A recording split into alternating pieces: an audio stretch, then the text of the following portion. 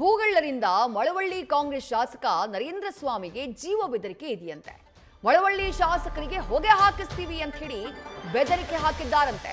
ಖುದ್ದು ಮಳವಳ್ಳಿ ಶಾಸಕ ನರೇಂದ್ರ ಸ್ವಾಮಿ ಈ ಆರೋಪವನ್ನ ಮಾಡಿದ್ದಾರೆ. ಸರ್ಕಾರಿ ಜಮೀನು ಕಬಳಿಕೆಯ ವಿರುದ್ಧ ಸಮರವನ್ನ ಸಾರಿತು ನರೇಂದ್ರ ಸ್ವಾಮಿ. ಶಾಸಕರ ಹೋರಾಟದ ಪರಿಣಾಮ ಸುಮಾರು 800 ಎಕರೆ ಭೂಮಿಯನ್ನ ವಾಪಸ್ ಪಡೆಯಲಾಗಿದೆ. ಭೂಮಿ ವಾಪಸ್ಸಾದಂತಹ ಹಿನ್ನೆಲೆಯಲ್ಲಿ ಮಳವಳ್ಳಿ ಶಾಸಕ ಪಿಎಂ ನರೇಂದ್ರ ಸ್ವಾಮಿಗೆ ಬೆದರಿಕೆಯನ್ನ ಹಾಕಲಾಗ್ತಿದೆ ಅನ್ನುವಂಥ ಮಾಹಿತಿ ಸಿಗ್ತಾ ಇದೆ. ಕೆಡಿಪಿ ಸಭೆಯಲ್ಲಿ ಈ ವಿಚಾರವನ್ನ ಖುದ್ದು ಶಾಸಕ ನರೇಂದ್ರ ಸ್ವಾಮಿ ಪ್ರಸ್ತಾಪವನ್ನ ಮಾಡಿದ್ದಾರೆ.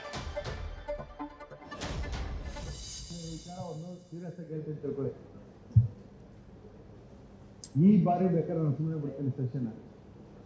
ಮುಂದೊಂದು ಸಾರಿ ಎಲ್ಲ ವಿಚಾರಗಳು ನನ್ನ ಹತ್ರ ದಾಖಲಾಗ್ತದೆ. ಸುಮ್ಮನೆ ವಿನಾಕಾರಣ ನಮ್ಮ ಜಿಲ್ಲೆ ಮಟ್ಟದ ಅಧಿಕಾರಿಗಳಿಗೆ ಪೂರ್ಣ ಪ್ರಮಾಣದಲ್ಲಿ ತೊಂದರೆ ಕೊಡಬೇಕಾಗುತ್ತೆ ಅಂತ ನಾನು ಸುಮ್ಮನೆ ಇದ್ದೀನಿ. ನಾನೇನು ಸುಮ್ಮನೆ ಕೂತಿಲ್ಲ. ರೆವಿನ್ಯೂ ಪ್ರಿನ್ಸಿಪಲ್ ಸೆಕ್ರೆಟರಿಗೆ ಪ್ರತಿಯೊಂದೂ ಮಾನಿಟರ್ ಮಾಡೋಂಥ ವಿಚಾರನ ಹೇಳ್ತಾ ಇದ್ದೀನಿ. ನೀವು ಒಂದು ಕಡೆಯಿಂದ ನಮ್ಮ ತಾಲೂಕು ಆಫೀಸಲ್ಲೂ ಕೂಡ ಕೆಲವರು ಈ ಅಕ್ರಮದಲ್ಲಿ ಭಾಗಿಯಾಗಿರೋರು, ಮತ್ತೆ ಸಬ್ ರಿಜಿಸ್ಟ್ರಾರ್ ಆಫೀಸು ಅಕ್ರಮದಲ್ಲಿ ಭಾಗಿಯಾಗಿರೋರು ಇವತ್ತಿಗೂ ಇದ್ದಾರೆ. ಈ ತಿಮಿಂಗ್ಲಗಳು ಹೆಂಗಿದ್ದಾರೆ ನಮಗೆ ಸವಾಲಾಗ್ತಾರೆ, ಲೈಫ್ ಥ್ರೆಟ್ ಕೊಡ್ತಾರೆ ನಮ್ಗೆ. ಅದ್ಯಾವ್ದು ಹೊಸ ಭಾಷೆ ಕಲ್ತ್ಕೊಂಡ್ಬಿಟ್ಟವ್ರೆ. ಈಗ ಹೊಗೆ ಅದೇನು ಹೊಗೆ ಹಾಕ್ತಾರೋ ನನಗೆ ಗೊತ್ತಿಲ್ಲ. ಆಯ್ತು, ಡಿ ಸಿ ಅವರೇ ನೋಡ್ತಾರೆ. 4 ಎಕರೆ ಹೆಂಗ್ ಬತ್ತು ಅಂತ ನೋಡಿದ್ರೆ ಅದನ್ನ ಜಿನೇನ್ ಇದೆಯಾ ವಜಾ ಮಾಡ್ಬೇಕಾ ಅಂತ ನೋಡ್ಬೇಕು.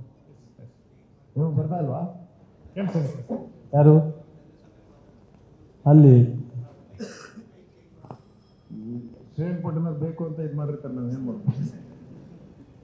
ಆಯ್ತು, ಮತ್ತಷ್ಟು ಡೀಟೇಲ್ಸ್ ನಮ್ಮ ಪ್ರತಿನಿಧಿ ನಂದೀಶ್ ನೀಡ್ತಾ ಹೋಗ್ತಾರೆ. ನಂದೀಶ್, ಶಾಸಕರಿಗೆ ಜೀವ ಬೆದರಿಕೆ ಅಂದ್ರೆ ಬಹಳ ಗಂಭೀರವಾದಂತಹ ಪ್ರಕರಣ ಇದು.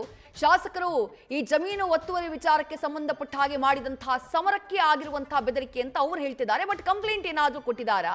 ತನಿಖೆ ಆಗ್ತಾ ಇದೆಯಾ? ಜಿಲ್ಲೆಯಲ್ಲಿ ಬಗ್ಗೆ ಏನ್ ಚರ್ಚೆ ಆಗ್ತಾ ಇದೆ? ವಿದ್ಯಾಶ್ರೀ, ಈ ಕುರಿತು ಯಾವುದೇ ದೂರನ್ನ ಶಾಸಕರು ಕೊಟ್ಟಿಲ್ಲ. ಆದರೆ ಕಳೆದ 5 ವರ್ಷಗಳ ಹಿಂದೆ ಭೂಗಳ್ಳರು ಮಳವಳ್ಳಿ ತಾಲೂಕಿನ ಏನು ಸರ್ಕಾರಿ ಭೂಮಿ ಇತ್ತು, ಸುಮಾರು 2,500 ಎಕರೆಯಷ್ಟು ಜಮೀನನ್ನು ಅಕ್ರಮವಾಗಿ ಖಾತೆಯನ್ನು ಮಾಡಿಕೊಂಡಿದ್ದಾರೆ ಭೂಗಳ್ಳರು ಎಂಬ ಆರೋಪವನ್ನು ಮಾಡಿದರು. ಆ ನಿಟ್ಟಿನಲ್ಲಿ ಈ ಒಂದು ಕುರಿತು ವಿಧಾನಸಭೆಯಲ್ಲೂ ಕೂಡ ಮಾತನಾಡಿದರು. ಅದಾದ ಬಳಿಕ ಒಂದು ತನಿಖಾ ತಂಡವನ್ನು ರಚನೆ ಮಾಡಲಾಗುತ್ತೆ. ಅದರಲ್ಲಿ 800 ಎಕರೆಯಷ್ಟು ಅಕ್ರಮವಾಗಿ ಖಾತೆಯನ್ನು ಭೂಗಳ್ಳರು ಮಾಡಿಕೊಂಡಿದ್ದಾರೆ ಎಂಬುದು ಬಹಿರಂಗ ಆಗುತ್ತೆ. ಈ ಕುರಿತು ಮಾತನಾಡುವಂಥ ಸಂದರ್ಭದಲ್ಲಿ ನಿನ್ನೆ ಕೆಡಿಪಿ ಸಭೆಯೂ ಕೂಡ ಇತ್ತು. ಉಸ್ತುವಾರಿ ಸಚಿವರಾದಂಥ ಚಂದ್ರಸ್ವಾಮಿ ಅವರ ನೇತೃತ್ವದಲ್ಲಿ ಆ ಒಂದು ಸಭೆಯೂ ನಡೀತಾ ಇತ್ತು. ಆ ಸಂದರ್ಭದಲ್ಲಿ ಇದೇ ವಿಚಾರವನ್ನು ಪ್ರಸ್ತಾಪ ಮಾಡಿದ್ರು.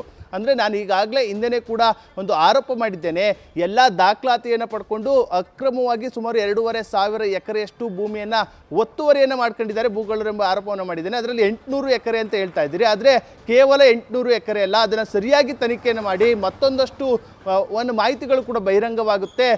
ಸಾವಿರಾರು ಎಕರೆಯೂ ಕೂಡ ಒತ್ತುವರಿ ಆಗಿದೆ ಎಂಬ ನಿಟ್ಟಿನಲ್ಲಿ ಪ್ರಸ್ತಾಪ ಮಾಡಿದ್ರು. ಇದೇ ವೇಳೆ ಭೂಗಳ್ಳರಿಂದ ಅವರಿಗೆ ಜೀವ ಬೆದರಿಕೆಯನ್ನು ಹಾಕಿರುವಂಥ ವಿಚಾರವನ್ನು ಕೂಡ ಅವರು ಬಹಿರಂಗಪಡಿಸಿರುವಂಥದ್ದು.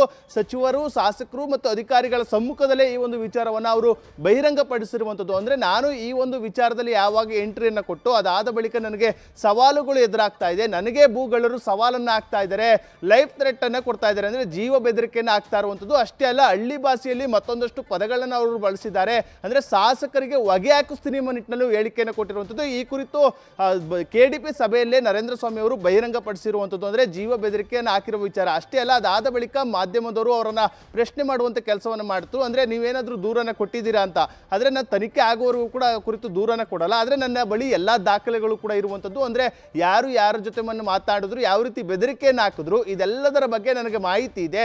ತನಿಖೆ ಮುಗಿಲಿ, ಅದನ್ನು ಬಹಿರಂಗಪಡಿಸ್ತೀನಿ ಎಂಬ ಮೂಲಕ ಶಾಸಕ ನರೇಂದ್ರ ಸ್ವಾಮಿ ಅವರು ಕೂಡ ತಿಳಿಸಿರುವಂಥದ್ದು. ಆದರೆ ಸದ್ಯ ಈಗ ಪ್ರಶ್ನೆ ಉದ್ಭವ ಆಗ್ತಾ ಇರುವಂಥದ್ದು, ಶಾಸಕರಿಗೆ ಭೂಗಳ್ಳರು ಈ ರೀತಿ ಒಂದು ಜೀವ ಬೆದರಿಕೆ ಹಾಕುವ